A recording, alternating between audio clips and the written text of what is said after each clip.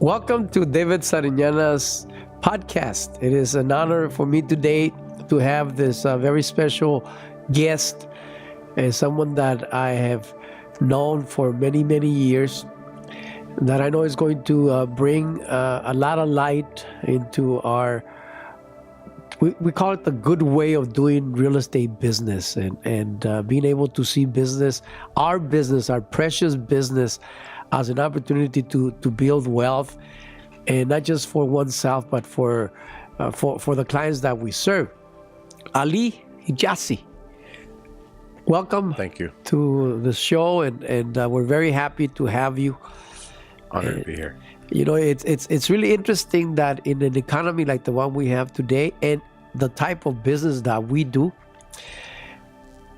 it's tough to be consistent at the top. It's very difficult. But yet you have managed to be at the top of your game for all these years. What has caused that? What is that driving force that allows you to be at the top year in, year out? The drive has to be consistent is to where you hold yourself accountable and where you feel that you should be in life and where you expect to be and what you deserve to be. And, life goes by really fast, and you really want to set up a good life for yourself, for your family. I just got a kid, so he's definitely he's the most definitely important one. Awesome. You start kind of wanting to set the foundation to have a nice, easy, relaxed life and set it up for your kids as well.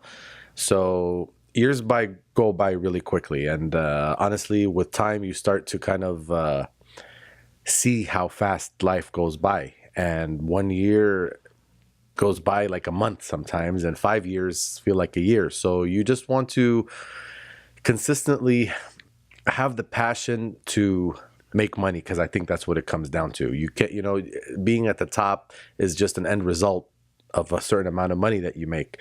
So don't focus about being at the top, focus about making the money, and that'll keep you at the top, and keep that hunger, and just keep trucking. Yeah, because I believe that you said something very powerful, that if you focus on being at the top, if you are in an environment where mediocrity is the way of life, Correct. then you will settle for very little just because you want to be Absolutely. at the top. Settling and being okay with a lot of things, I think, has a lot to do with the end result. So what do you feel you're worth? What do you feel you deserve? What do you feel the type of lifestyle you should be living? And I feel that is for you to answer. If you value yourself and you hold yourself to a high value, you want to kind of provide that for yourself. And mediocrity is not going to get you there. You want to be elite. You want to be the best. You want to have a type of confidence where no one's better than you, or no one deserves something better than you. You are what you are. You are a great person. You are. There's no one there who basically deserves it better than you. Why not you? Why not me? That's a very powerful and honest question. Yeah. Why not me? Yeah. And I truly believe that. And then we add that other one, why not now, right? Yeah, why not now? Absolutely. Why not yesterday? Yeah. It's so easy to put off things. I'll start next week, or I'll start next month, or I'll start doing, try this new strategy out. I say there's no better time than right now. If you're not, don't postpone today's work till tomorrow, because trust me, tomorrow there's going to be other stuff to do. So if you have the time to think about it, you have the time to do it. How much time do you dedicate to actually planning your numbers or your goals? Is there a specific amount of time that you invest, or is it something that you handle as you go in the business? How do you handle that aspect of life, of business?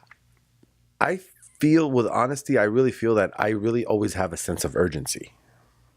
I really do have a sense of urgency. Like in the real estate business, I feel that if I don't have a certain amount of dollars open in escrow, there's a big problem. I'm not at ease. I'm anxious. There has to be a sense of urgency. And that's how I come to work every day, that there's a sense of urgency to get deals, to open escrows, to get paid. So there's a dollar amount that that you always want to have in your pipeline of Yes, open business. correct. Is it okay that if you share Yeah, this? like I feel like I should have no reason to have under $100,000 in escrow at all time. Uh, And I don't, not saying that I do always have that, but if you could probably tell the difference the months that I do have it in escrow and the months that I don't have it in escrow. do It you ever get to a point where like, oh my God, I have 250,000? correct. Does that do something negative to you? Does that? It I some it's so easy to get comfortable if you have like 200, 250, $300,000 in escrow, which I've experienced a couple of times. Always don't remember when you're at the top of the mountain, kind of. So you should also remember when you're at the bottom of the mountain looking up. And when I do have $200,000 in escrow, I'll remember the days or the months that I don't have. Sometimes I don't have ten or $20,000 in escrow. So if I always remember that, it makes me tell myself, okay, Ali, just because you have this in escrow doesn't mean you're not supposed to do what you're supposed to do to keep feeding the pipeline. Because these escrows close. And if you just focus on what's open, then you find yourself with nothing there that's already in the pipeline to start over again. Great. I think that most people don't. They fail to prepare themselves for the future by managing their pipeline and Correct. really keeping an eye on it and guarding Correct. it. Absolutely. So we've known each other for 12 years, and I remember the first day that you started, and I think that we have had one of those calling sessions, and we're having pizza somewhere in Downey. Don't remember which one, but it's has been a joy to see the development take place over the years. And a lot of people they focus always at the end result, at the end product, and not understanding that it's a process and Absolutely. that it takes time, work, effort. Tell us about that process when you first started and what has allowed you to get you to the place that you're in today. I think the main thing that's allowed me is my understanding that prospecting is the engine that runs this business. It is absolutely crucial and important to prospect. Everyone has a certain niche. Everyone has a certain, way, certain thing that they feel comfortable in prospecting. With me, it's been cold calling. I really understood that at a very early time in my real estate career that how necessary it is, and even until now, it still counts for 75% of my production. I do other sources of prospecting, but I think cold calling is by far the most effective, consistent, and rewarding of them all. And